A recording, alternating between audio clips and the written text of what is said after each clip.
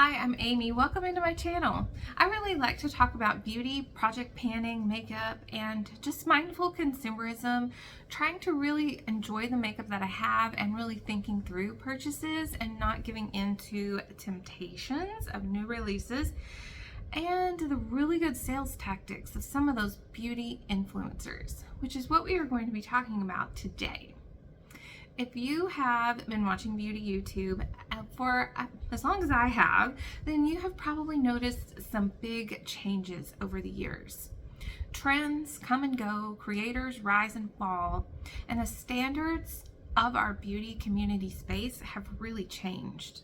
Over time, I've seen content creation, beauty or otherwise, really evolve from something that's more of a persuasive space instead of an informative space. A content creator's job is now more about making as much money as they possibly can instead of finding really good hidden gems, really great products, and reporting that to us as consumers. I have taken a lot of really good notes. So if you see me looking down, I have my computer right here, and I've really wanted to take the time to put down my thoughts into sort of a timeline and like some points that I want to make throughout the video. So if you see me looking down, I'm looking at my notes. So over the years, as this shift in the nature of beauty content has changed and the influencers have become more of actual influencers, I really started to develop some pretty strong opinions about that and what I like and what I don't like and what I can support and what I cannot support. I found recently like this whole group of people who kind of feel the same way I do, and I have found some really great inspiration in channels like Hannah Alonso, Shauna Rapari, Kiki Chanel, State of Kate, and many others who speak to this idea that we as content consumers of whatever genre that might be really need to start educating ourselves and thinking through who we watch, who we support. And that's kind of what I'm here to speak about today. Today, I want to dive in to what I see as a problem of influencers today and why I support the idea of this anti-influencer and what that looks like in my mind. So I would love for you to leave your comments below on either side of this topic. I'm going to start out this conversation with you by talking about the problems and the issues that I see with today's influencers. I feel, number one, that influencing is turning into nothing more than a sleazy sales job, as nicely as I can put that. Have you ever been shopping for a car or like shopping for furniture and you had a salesperson who just would not leave you alone? You couldn't think through your purchases because they were pressuring you so much, right? It's really uncomfortable. And that's really how I feel that some influencers make me feel. And whether that's their intention or not, it's the strategies and the tactics that they're using that are making me feel that way. It's overly friendly to the point of being fake.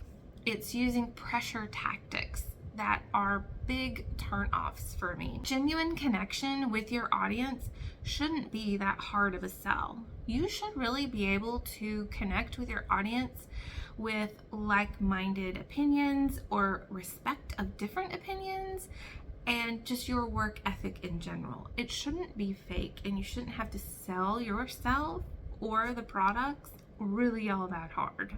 The second thing that I find as a problem with influencing today is the use of annoying advertising buzzwords. I get the immediate ick when I see the typical influencer shock face on thumbnails. I will not watch those videos just because it's so annoying, you know, like, and their mouths are like open really wide. And I've even seen some influencers pointing things towards, like arrows or something towards the mouths, and I'm like, this just, no, I'm not watching your video. Or having those buzzwords all the time. Must have, obsessed, run, don't walk, all those things. If that's in your video all the time, and in every video you're obsessed with everything, everything is a must-have, everything is going to be a new favorite, then those are signals to me that the influencer is more motivated by selling things than providing real value and communicating real value of a product. For me, that's a really huge flag. The next one is probably going to be a little controversial, but I want for it to really, on my end, communicate to you that my issue is the heart of the intention of this, and it is link overload. I understand that sharing links is part of an influencer's job. They make money off of when we purchase from their links. But it is possible to live your life and not link everything that you post from every single shopping trip that you do or every single clothing item that you own. It is possible to share a picture of yourself and not have to link everything. It really, truly is. When every sentence that you talk about in your video is referring to links below, it's linked below, it's linked below, it's linked below, to me, that's a red flag of an obvious alert to try to make money and not a genuine, not coming from a genuine place of informing to help the audience. The next problem that I have with influencing today is overhyping sales. When it's Prime Day or Ulta or Sephora big sales, semi-annual sales that they have, and that all rolls around, it's like influencers come out of nowhere bombarding you and me and all of us with recommendations. Often these recommendations aren't even products that they already use. You've never seen them use these things in their videos, or they're not even things that they normally talk about in their videos. Like if a beauty content creator is trying to sell you on some home cleaning stuff, it just doesn't come from a natural place to me.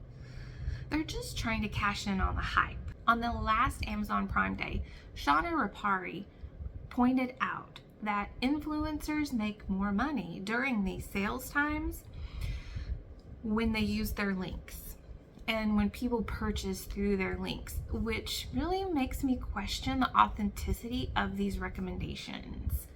Maybe not all of them are coming from a dishonest place, but you can sure bet you that when your bottom line is involved, they probably are giving you links to things that they don't really use.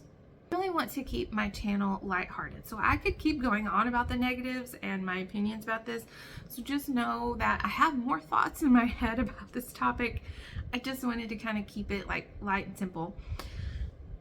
So I want to now shift the focus to the influencers that do it right. These are the creators that I trust because they prioritize honesty and transparency over making a quick buck.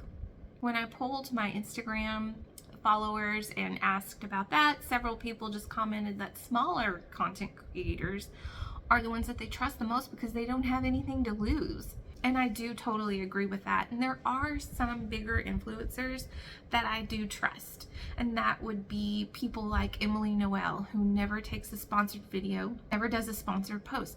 She takes PR, but she doesn't get paid for her opinions of that. Also, Jen Phelps, same thing. Every video that she does is not sponsored. She doesn't take money to give you information. She takes the products, she reviews them, and these gals are really more coming from an informative space, which I, as a consumer and as someone who goes out and buys all of my stuff because I don't get PR, I appreciate that. So here are the qualities of trusted influencers. They are knowledgeable about the products and they're genuine in their communication. Just like a great salesperson who knows their product and listens to what the customer wants, it gives you a space to decide and make a decision. My favorite influencers are those who thoroughly test their products, give honest reviews, and respect everyone's opinions are different. What works for me might not work for you, and vice versa. So they're going to give their opinion on their experience of the product and let you make the decision about whether or not you could use that. I tried to do that myself in a recent video regarding some blushes. While some of these were not my favorite blushes, they are right for some people. They're not wrong for everyone. They weren't bad products. So just because something doesn't work out for me or it's not my preference, doesn't mean it might not be for you too. And that's up for you to decide, not me to decide for you. These influencers let the quality of their information influence you rather than using manipulative tactics in order to influence you. And they don't use those pushy sales tactics and those buzzwords from advertising. These influencers totally avoid, for the most part, using those overused, cringe-worthy phrases like obsessed and must have. They rely on the quality of their content to speak for itself. All right, and here's the counteract to the overhyped links. These content creators use links, but with no pressure. They might mention that they have a link down there in the description box, but they do it one time and that's it. Or they may not even mention it at all.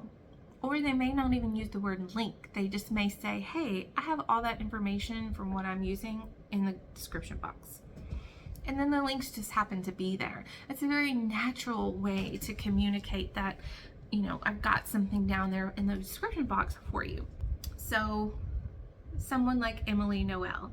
Emily Noel, despite her success, is not constantly pushing you to her links. She gives you a lot of information. She uses a lot of makeup, but she's not pushing her links. And when she does share a link, it's usually for something affordable, and it's clear that she's doing it to help her audience, not to line her pockets. She often shops for her children's clothes at Walmart, and she even gets her clothes from Walmart. She's not advertising Nordstrom sales. This girl is telling you, go to Walmart, look at this cute tank top that I got. It's pretty cheap. So I really appreciate that as somebody who's trying to watch my money and my spending. These influencers also feature products that they truly use and they really like and love in some cases. So like, for example, during the sales times, they may even like bring back older videos and say all of these products that I loved before are still really good products. So go check those out. I'm not going to try to sell you more things when these products already speak for themselves. Their goal during sales times is not to maximize their profits. It's to share things that they genuinely believe in and think that we will too. And the authenticity really resonates with me. Those are my thoughts very quickly and very summarized on this idea that beauty influencing is really kind of more of a sales job. This video isn't really to create drama or criticize influencers. I think it's about sparking thoughtful conversation. What do you appreciate most about your favorite influencers? Have you ever felt pressured into buying something and then regret it later? By understanding the tactics used in social media marketing, you will become a more informed and mindful consumer. Take a moment to reflect on who you follow and be aware of potential triggers that influence you and your buying decisions. I'll link the commentators below that I was referring to so that you can check them out if you want more information about this topic and to hear more expounded upon ideas than from what I did today. Let me know in the comments what you think, and remember to keep it kind. I'll see you later. Bye.